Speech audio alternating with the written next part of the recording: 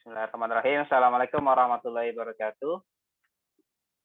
Pada kesempatan ini kita akan melanjutkan materi mekanika tanah untuk pertemuan ke-6, di mana pada pertemuan sebelumnya kita membahas mengenai klasifikasi tanah, kemudian bagaimana teknik-teknik pengambilan sampel tanah. Ada beberapa jenis tanah dengan peralatan dan fungsi tujuan yang berbeda-beda atau yang beragam. Kemudian kita mencoba melakukan analisis ukuran butiran. Jadi semua itu yang menjadi dasar awal yang nantinya akan kita aplikasikan pengukurannya, sifat plastisitas, kemudian bagaimana persebaran ukuran butiran pada suatu sampel tanah yang nanti diaplikasikan ke beberapa konsep yang nantinya akan terkait ke mekanika tanah. Nah, pada kesempatan kali ini kita akan membahas mengenai infiltrasi. Di infiltrasi mungkin akan sedikit tertarik atau ada kaitannya dengan hidrologi juga. Jadi karena infiltrasi ini berbicara bagaimana suatu air nanti bisa masuk atau melewati partikel-partikel tanah. Ini penting juga untuk memahami bagaimana mekanika tanah, bagaimana nanti keberadaan air, atau bagaimana proses atau tingkat masuknya air ke dalam suatu tanah akan mempengaruhi ketahanan tanah juga nantinya. Yang menjadi pembahasan utama kita pada kesempatan kali ini, pertama secara umumnya prinsip dari infiltrasi tanah, dan nanti sebagai salah satu implikasi adanya proses infiltrasi tanah tadi, maka adanya nanti kelembapan tanah yang nantinya akan ada karakteristik khususnya yang nantinya bisa menunjukkan karakteristik suatu tanah. Jadi kita mulai saja. Jadi kalau kita berbicara secara geologinya, semua bentuk aliran air hujan yang mengalir di bawah permukaan tanah sebagai akibat struktur pelapisan geologi, beda potensi, kelembapan tanah, dan gaya gravitasi bumi, itu yang nanti kita definisikan sebagai air bawah permukaan. Jadi infiltrasi nanti sebenarnya akan terkait dengan air bawah permukaan, berarti air yang berada di bawah permukaan tanah secara sederhananya. Jadi berbeda dengan air permukaan seperti yang ada di sungai, di danau, dan lain sebagainya. Proses dan mekanisme terjadinya, jadi terjadinya air bawah permukaan di sini,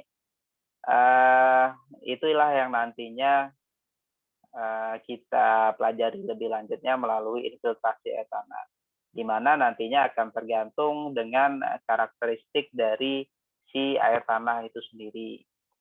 Kemudian pada air bawah permukaan akan ada gerakan-gerakan air tanah.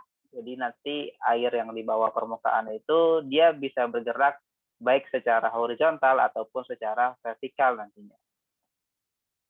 Kemudian pemahaman lebih lanjut mengenai air bawah permukaan ataupun terkait infiltrasi ini adalah untuk pemanfaatan sumber daya air ataupun penjagaran atau konservasi air tanah. Oke, secara definisinya, yang dimaksud dengan infiltrasi adalah proses aliran air yang masuk ke dalam tanah, di mana laju maksimal gerakan air untuk masuk ke dalam tanah yang pada umumnya menggunakan satuan milimeter per jam, itu yang dikatakan sebagai kapasitas infiltrasi. Kemudian, proses lanjutan dari infiltrasi tanah adalah perkolasi, di mana perkolasi ini laju aliran air tanah yang nantinya mengisi akifer atau air tanah yang lapisan dalamnya lagi. Kemudian bagaimana sebenarnya mekanisme infiltrasi? Jadi kalau yang sudah dibayangkan secara umum, memang Karena dari awal kita tahu kalau suatu tanah itu berupa butiran-butiran partikel, di mana di antara butiran-butiran partikel tadi ada ruang-ruang void. Di ruang-ruang void yang dia bisa terisi udara atau bisa terisi air. Jadi kalau secara logikanya memang air tadi dia akan masuk melalui pori-pori tadi atau celah-celah antara masing-masing partikel tadi. Itulah kenapa penting untuk memahami bagaimana karakteristik fisik dan kimia seperti yang kita coba pelajari pada pertemuan sebelumnya, yang akan terkait dengan mekanisme infiltrasi nantinya. Jadi secara sederhananya ada tiga hal yang nantinya mendorong terjadinya infiltrasi. Jadi yang pertama ini langkahnya adalah masuknya melalui pori-pori di tanah, seperti air hujan, dia jatuh langsung ke permukaan tanah. Kemudian secara gravitasi, ketika dia sudah melalui pori tadi, maka nanti tergantung dengan ukuran diameter pori tersebut. Jadi bisa jadi karena adanya perbedaan tekanan, karena ada perbedaan diameter pori antara celah-celah atau void-void yang ruang kosong yang ada di antara partikel tadi, maka dia bisa menyebabkan terjadinya aliran vertikal. Kemudian selain gaya gravitasi, nanti ada juga gaya kapiler tanah, di mana nanti akan menyebabkan pergerakannya tegak lurus ke atas ke bawah, bisa juga secara horizontal atau lateral. Umumnya, pergerakan dari gaya kapiler tanah ini terjadi pada tanah pori yang relatif kecil. Jadi kalau kita sederhanakan lagi, mekanismenya nanti adalah yang pertama airnya masuk melalui pori, kemudian yang kedua proses penampungan dan proses aliran. Jadi ada aliran bawah permukaan tanah dan ada penampungan air hujan. Jadi bisa jadi karena adanya kombinasi antara gaya gravitasi dan gaya kapiler, maka nanti secara otomatisnya si air yang terinfiltrasi tadi bisa dia tertahan di kolom-kolom tanah. Itu juga nanti yang sebenarnya membentuk kelembaban tanah. Apa yang menjadi faktor penentunya? Faktor penentu infiltrasi ada beberapa faktor mulai dari tekstur dan struktur tanah, kelembaban awalnya seperti apa, karena kalau memang kondisi dari si tanah tadi sudah jenuh, jadi kelembabannya yang tinggi berarti mengindikasikan bahwa air atau konsentrasi air di satu kolom tanah itu sudah tinggi, maka airnya pun tidak masuk atau tidak terjadi proses infiltrasi. Yang ketiga ada aktivitas biologi. Aktivitas biologi ini pada umumnya para dekomposer sebenarnya ini yang membantu juga membuat pori-pori di dalam tanah. Jadi semakin besar luas permukaan pori yang nantinya terbentuk karena adanya aktivitas biologi tadi, maka tingkat infiltrasinya akan semakin tinggi juga. Kemudian unsur organik di sini terkait dengan sifat bipolar yang dimiliki oleh air juga. Jadi seperti yang sudah kita bahas sebelumnya, adanya unsur-unsur organik akan mempengaruhi kekuatan ikatan antara air dengan butiran-butiran tanah yang ada di suatu kolom tanah. Kemudian jenis dan kedalaman serasa kurang lebih juga hampir sama dengan unsur organik, tapi dia dalam bentuk butiran-butirannya yang lebih terbuka nantinya, sehingga akan memungkinkan menahan air. Kemudian adanya tumbuhan bawah dan tajuk penutup. Jadi tumbuhan bawah ini bisa dibilang tumbuhan-tumbuhan herba atau rumput-rumputan yang dia pada umumnya tidak memiliki kayu, jadi dia batangnya pada umumnya akan lebih lunak dibandingkan dengan tumbuhan-tumbuhan berkayu. Tumbuhan berkayu ini yang umumnya nanti membentuk satu tajuk penutup. Karena nantinya pada saat kondisi hujan misalnya, adanya tajuk penutup dan adanya tumbuhan-tumbuhan herba itu akan mengurangi dampak benturan tadi. Jadi ketika hujannya deras langsung menuju ke tanah, maka potensi untuk dia menjadi air limpasan akan semakin tinggi. Karena dia tidak akan mudah langsung masuk ke dalam pori-pori tanah, karena dari ukurannya pun pori-pori itu sangat kecil. Jadi sangat memungkinkan ketika ada tumbuhan, ketika ada tajuk, maka nanti laju air yang nantinya menuju ke permukaan tanah akan lebih lambat, sehingga nanti akan membantu proses infiltrasi ke dalam permukaan tanah nantinya.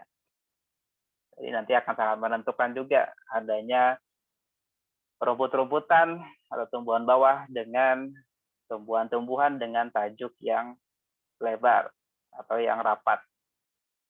Itulah kenapa mungkin yang paling sederhananya, kenapa pada saat kondisi curah hujan tinggi di beberapa aliran sungai itu warnanya langsung keruh. Itu bisa menjadi salah satu indikasi awal meningkatnya nilai air limpasannya atau air runoff-nya. Karena tutupannya berkurang, maka nanti nilai dari runoff-nya akan semakin tinggi, infiltrasinya akan semakin rendah. Itulah kenapa debit air sungainya bisa menjadi lebih tinggi dari yang seharusnya, karena air yang harusnya masuk ke dalam permukaan tanah, dia diteruskan ke sungai. Maka secara kapasitasnya pasti akan berlebih ya.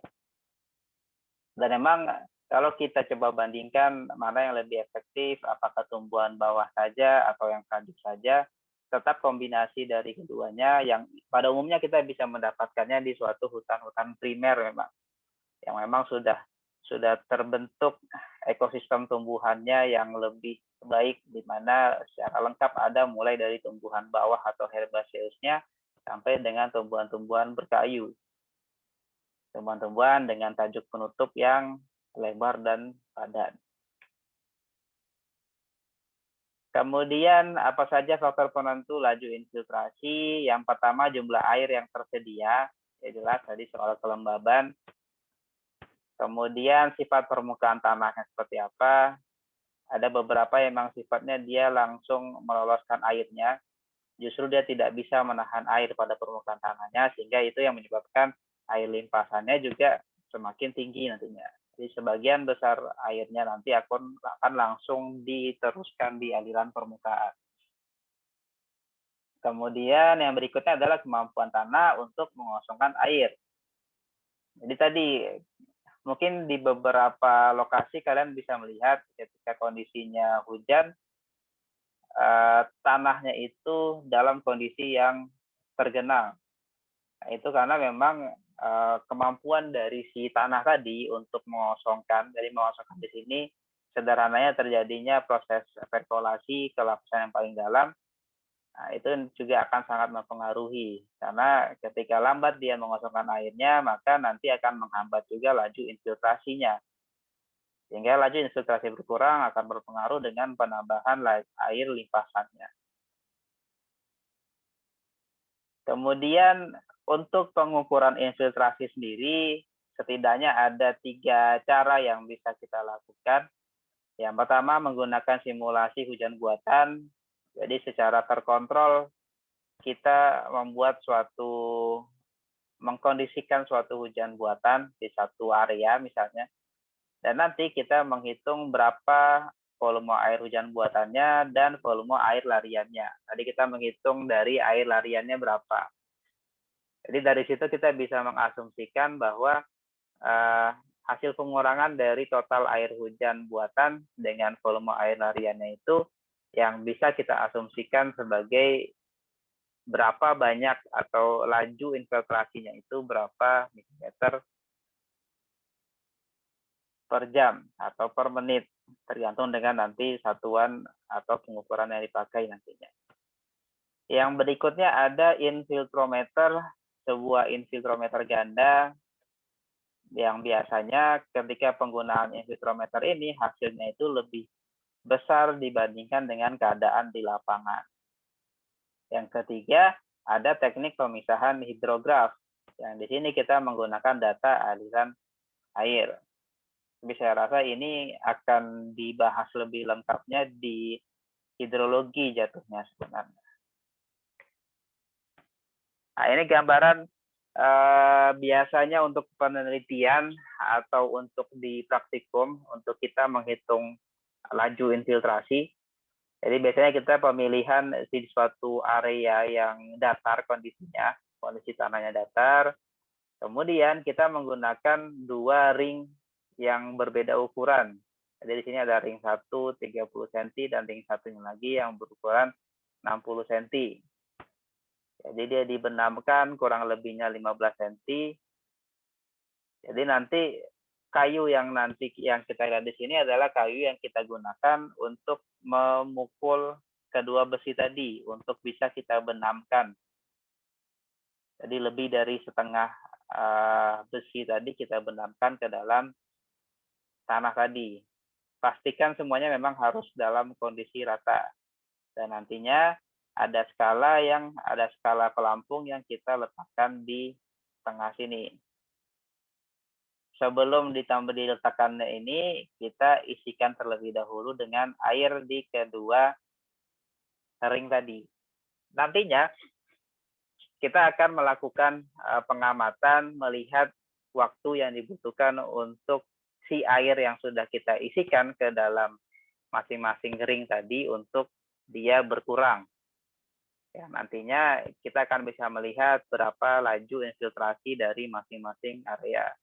Biasanya untuk pengukuran ini, misalnya di suatu topografi yang berbeda, maka nanti akan ada beberapa persyaratan juga untuk pemilihan tempatnya. Jadi misalnya terkait lokasinya dekat dengan daerah atau wilayah aliran sungainya, kemudian gangguan-gangguan atau itu dipastikan memang dalam kondisi yang datar, jadi tidak akan ada potensi ketika ada air larian lagi.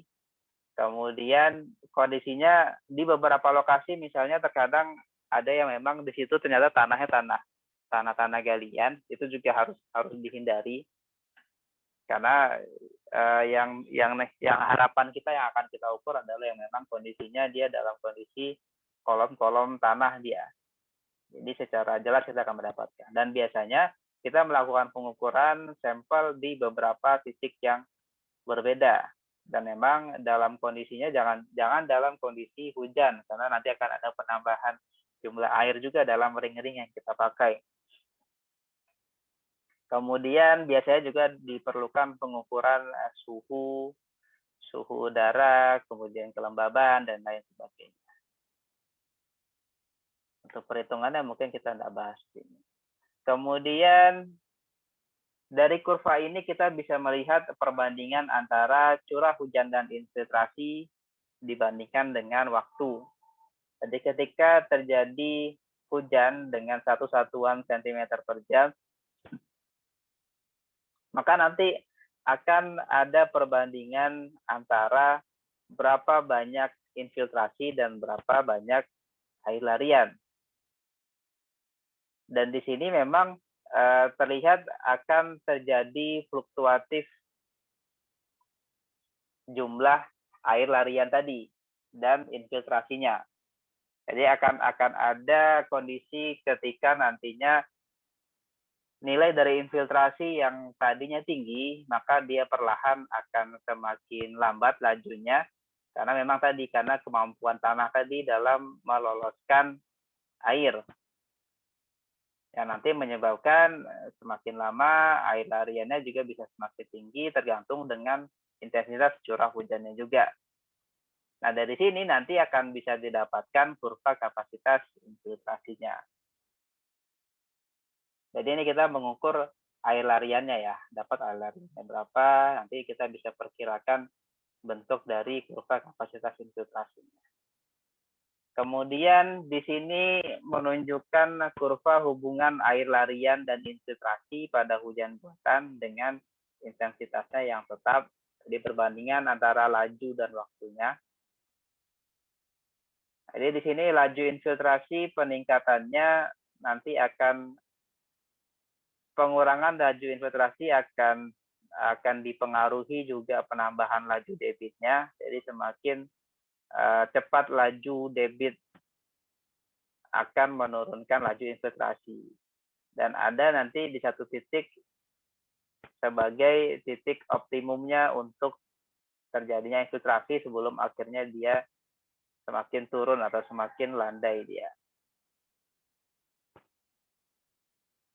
Kemudian aplikasi praktis dari infiltrasi nantinya pada umumnya untuk pencegahan air atau konservasi air dan nanti terkait dengan daerah resapan. Jadi kita mengestimasi daerah-daerah resapan di mana yang dominasi vegetasi, apakah curah hujannya tinggi, apakah koefisien resapannya yang besar. Jadi dengan kita mencari beberapa parameter ini kita bisa melakukan pengelolaan sebenarnya, manajemen ketika misalnya terjadi suatu banjir atau adanya potensi banjir karena berkurangnya nilai dari koefisien resapannya. Ini sebenarnya bisa menjadi salah satu kajian juga untuk kita di teknik lingkungan juga. Bagaimana kondisi sekarang di beberapa lokasi yang pada awalnya banjir atau genangan itu tidak muncul atau mungkin semakin meningkat, maka itu kita bisa mengkalkulasikannya sebenarnya salah satunya penggunaan daerah-daerah resapan, apakah ada pengurangan daerah resapan atau memang estimasinya memang terlalu banyak daerah-daerah resapan yang menghilang. Itu sebenarnya kita bisa mengkalkulasikan juga yang aturannya untuk pengelolaan. Apakah nanti aplikasinya untuk terkait dengan pembangunan atau terkait dengan pembangunan daerah-daerah hijau misalnya. Kita kebutuhan untuk suatu kota agar infiltrasinya maksimal, dibutuhkannya berapa, nanti akan bisa kita dapatkan hasilnya. Ini beberapa contoh perumusannya saja untuk infiltrasi. Ini untuk yang tidak ada data debitnya ataupun yang di sungai juga tidak ada pengukuran debit. Kemudian ini salah satu gambaran bagaimana laju resapan air tanah tahunan untuk di wilayah Jawa Barat. Ini data tahun, saya lupa ini tahun sekitar 2000-an kalau nggak salah. Jadi koefisien resapan sendiri sebenarnya memang tidak dipengaruhi oleh luas nanti ya. Memang tergantung dari karakteristik lahannya ya, karakteristik dari si tanah tadi. Jadi di sini koefisien resapan yang paling tinggi kita bisa lihat ada di Lebak. Yang nanti pastinya akan mempengaruhi laju resapannya lagi kan. Dan nanti juga tergantung dengan curah hujannya seperti apa. Jadi akan saling keterkaitan. Jadi ketika koefisien resapannya rendah misalnya, tapi dia curah hujannya lebih tinggi, maka potensi dari laju resapannya pun juga tidak begitu berpengaruh nantinya.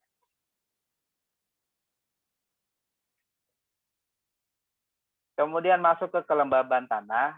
Kelembaban tanah sendiri nanti akan tergantung juga dengan bentuk tata guna lahan. Ketika dia terlalu tinggi, bisa menjadi masalah. Ketika dia terlalu rendah, nilai kelembaban tanahnya juga bisa menjadi masalah. Karena itu penting untuk bisa memahami bagaimana mekanismenya, bagaimana prosesnya, sehingga nanti pengukuran dan perhitungannya. Air hujan pada daerah tropis, dia akan masuk melewati pori-pori tanah pada permukaan tanah. Dan nantinya ketika dia masuk ke dalam pori tanah, dia bisa menjadi kelembaban tanah sehingga dia jadi tanah yang tak jenuh, hingga menjadi air tanah, di mana kondisinya disebut dengan tanah jenuh.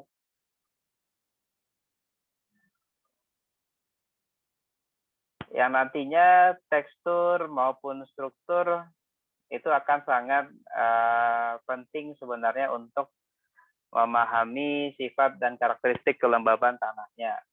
Jadi tekstur di sini maksudnya dari jumlah fraksi tanahnya, jadi butiran-butiran tadi, pembagian atau persentase fraksi masing-masingnya berapa, ataupun dari strukturnya, kecenderungan butir tanah membentuk gumpalannya. Jadi terkait dengan karakteristik organik yang ada di suatu kolom tanah dia. Jadi yang sebelumnya soal plastisitas dari suatu tanahnya seperti apa. Ketika bicara kelembaban tanah, maka nanti akan ada istilah-istilah kelembaban higroskopis, kelembaban kapiler, dan kelembaban gravitasi.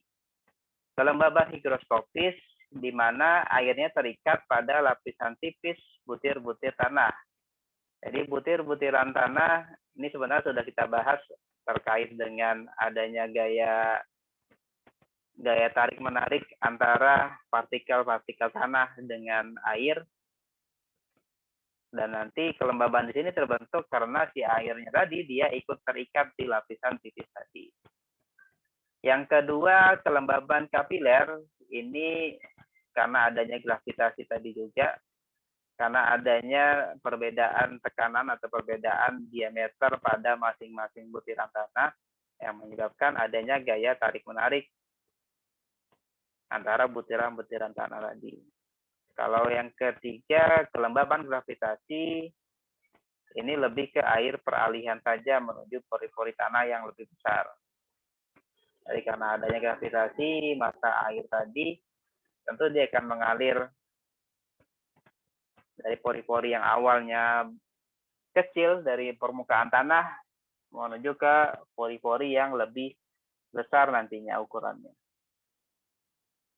Kemudian pada kelembaban tanah kita juga mempelajari mengenai kapasitas lapang atau field capacity, di mana field capacity ini didefinisikan sebagai keadaan kelembaban tanah 2 atau 3 hari setelah hujan turun. Jadi bisa dikatakan berapa kapasitas air lah yang ada di suatu kolom tanah. Pola kurva kelembaban tanah pada tanah tertentu nanti bisa kita gunakan sebenarnya untuk penentuan kapasitas lapang. Beberapa faktor penting yang terkait dengan kapasitas lapang itu dari tekstur, waktu, dan kedudukannya di dalam tanah. Nantinya kelembaban tanah akan sama dengan nilai field capacity atau kapasitas lapang ditambahkan dengan permanent wilting point atau PWP. Atau PWP di sini adalah indeks kelembaban tanah yang diperlukan untuk pertumbuhan tanaman. Jadi pada suatu tanaman pastinya akan berbeda-beda ya sebenarnya ya. Seperti tanaman jagung, di padi, atau di kebun-kebun buah, nanti akan membutuhkan PWP yang berbeda-beda nantinya.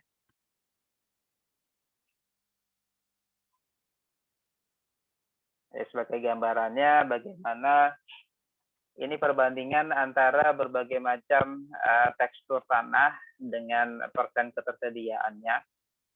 Jadi di sini memang field capacity-nya yang lebih tinggi adalah yang memang dari sisi ukuran butirannya semakin kecil. Di sini ada peningkatan field capacity. Begitu pula dengan wilting point-nya tadi, kebutuhan dari si tanaman tadi. Dan nantinya di lapangan air yang tersedia di tanah itu adalah rasio atau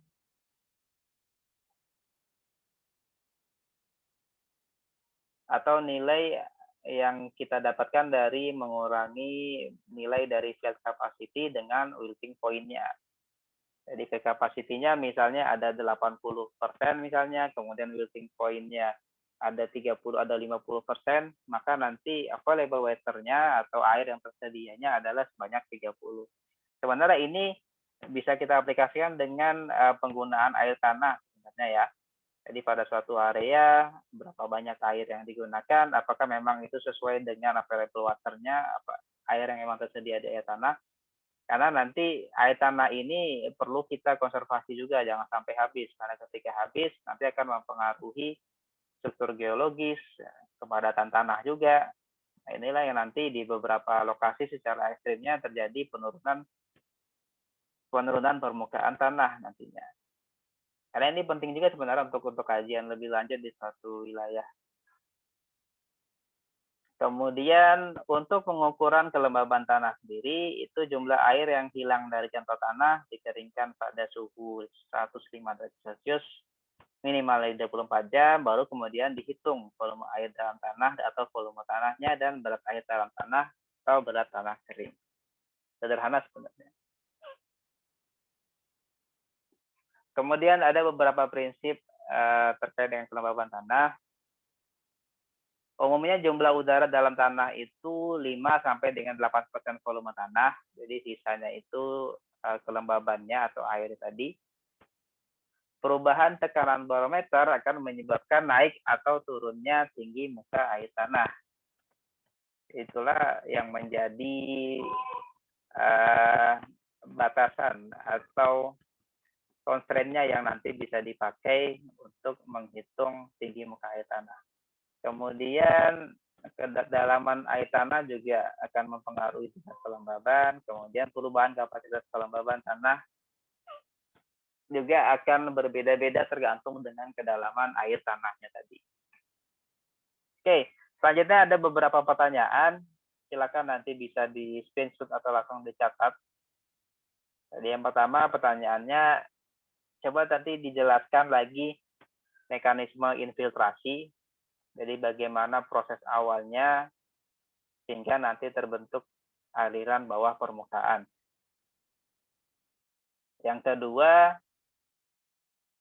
ada beberapa mekanisme atau cara yang bisa kita lakukan untuk pengukuran infiltrasi. Ada 3 caranya tadi, coba disebutkan apa saja. Cukup disebutkan saja. Kemudian yang ketiga, tadi terkait dengan kelembaban suatu tanah, dia ada 3 macam kelembaban. Salah satunya adalah kelembaban higroskopis. Nah, coba dijelaskan apa yang dimaksud dengan kelembaban higroskopis. Itu mungkin yang bisa saya sampaikan pada kesempatan kali ini. Apabila ada pertanyaan atau ada yang masih kurang jelas, silakan nanti bisa disampaikan melalui platform yang tersedia nantinya. Sekian dari saya, kurang dan lebihnya mohon maaf. Wassalamualaikum warahmatullahi wabarakatuh.